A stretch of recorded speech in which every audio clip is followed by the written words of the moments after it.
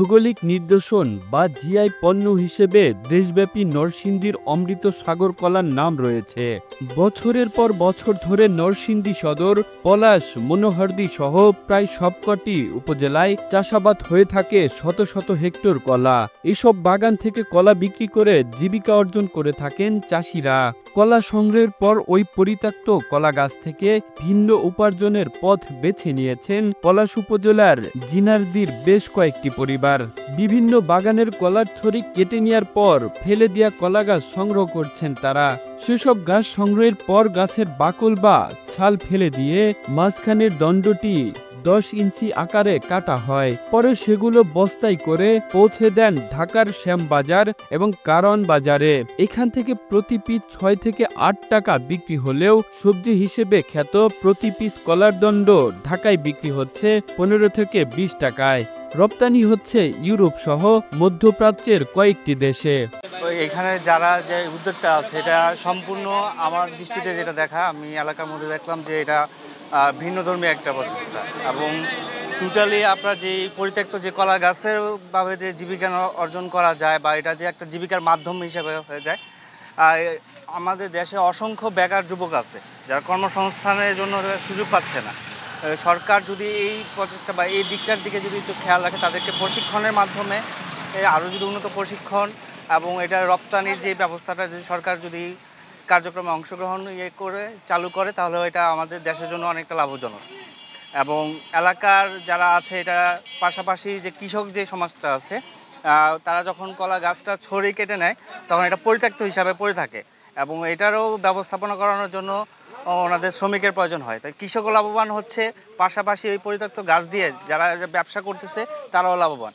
ব্যতিক্রম এই ব্যবসা যুবকদের বেকারত্ব দূরীকরণে বিশেষ ভূমিকা রাখতে পারে বলে মনে করছেন স্থানীয়রা। আগে এগুলি কলা হওয়ার পরে কাইটা ফালাই দিতাম, নোংরা হিসাবে ফালাই দিতাম। এখন এগুলি উনি নিয়ে প্রসেস করে বিক্রি করছে। এখন উনিরও ব্যবসা হচ্ছে, আমাদেরকে উপকার হচ্ছে, ক্ষেত পরিষ্কার হচ্ছে।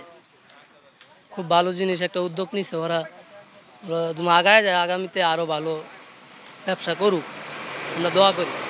আমি খাই নাই, কিন্তু চেষ্টা আছে খাবো সামনে। তাই তো এরা উদ্যোগ নিছে, ভালো চেষ্টা আছে, খাবো, খাইয়া দেখুন কি এমন লাগে। আমরা কখনো খাই নাই। আমাদেরকে দেখতে অনেক ইয়া লাগে, এটা কে রে, আমরা ফালাই দিতাম, এটা হেরা নিয়ে কী করে।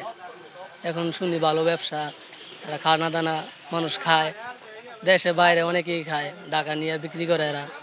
প্রথমে আমরা এটা কলা বাগান থেকে এটা আনি, বাতি ছিল এটা কেটে লুয়ে জায়গা পরে আমরা অবশিষ্ট কলা গাছটা আমরা কেটে আনি।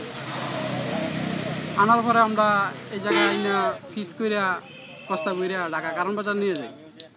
কারণ বাজার নেওয়ার পরে এই জায়গায় মনে হয় বিক্রি হয় 10 টাকা, 15 টাকা, 20 টাকা, 8 টাকা, এরকমভাবে বিক্রি হয় আর কি। মানে আমরা এই জায়গাতে 6 টাকা ফিস বিক্রি হয়। কারণ বাজার যায়, কারণ বাজার তো আমরা বিভিন্ন দেশেও যায়, অনেক দেশেই যায়। হ্যাঁ, অনেক দেশে এটা রপ্তানি হয়। বিদেশ আপনার এটা আমরা যতটুকু জানি যে 200 টাকা কেজি বিক্রি হয়। চাহিদা আছে, অনেক চাহিদাই আছে, মোটামুটি অনেক চাহিদা। প্রতিদিন আপনার এই জায়গায় 2-3 জায়গা থেকে যায় আর কি। এই জায়গার থেকে পায়ে গিয়া 600 পিসের মতন যায়। লাভজনক যেমন ধরেন আমরা এটা কিনে আনা লাগে না, কৃষকেরা লাভ হয়। কারণ কৃষকের এটা আপনার বদ্যি দিয়ে ফালাইতে হইল, মুনি দিয়ে ফালাইতে হইল, কিন্তু ফালান লাগে না। এই জায়গাতে আমরা কাটতে লই, মুনি লাগে না, কৃষকের লাভ হয়। আবার আমরা বেচতেছি, আমগো তো লাভ হই। কৃষি বিভাগ বলেছে, প্রচুর পরিমাণে আয়রনযুক্ত কলা গাছের এই দণ্ডের দিন দিন চাহিদা বেড়েই চলেছে। এই ব্যবসায়টি প্রসারিত করতে কৃষক ও ব্যবসায়ীদের মধ্যে সংযোগ করে দেওয়া সহ দেশের বাইরে রপ্তানি বাড়ানোর ব্যাপারে প্রচেষ্টা চালাবে। আপনারা জানেন, সুপ্রাচীনকাল থেকেই নরসিংদী কলার জন্য বিখ্যাত। নরসিংদীর অমৃত সাগর কলা আমাদের জিআই পণ্য। নরসিংদীতে এবছর 2100 হেক্টর জমিতে কলার আবাদ হয়েছে।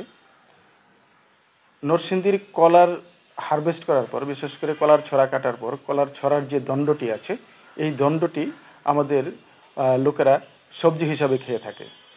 এটার প্রেক্ষিতেই নরসিংদীর কিছু কিছু লোকজন এই কলার ফেলে দেওয়া গাছগুলির থেকে কলার মাঝখানের দণ্ডটি সংগ্রহ করে প্রসেস করে এরা কারণ বাজারে বিক্রি করছে এবং এটা একটি অপ্রচলিত ব্যবসা হিসাবে নরসিংদীতে প্রতিষ্ঠিত হয়েছে।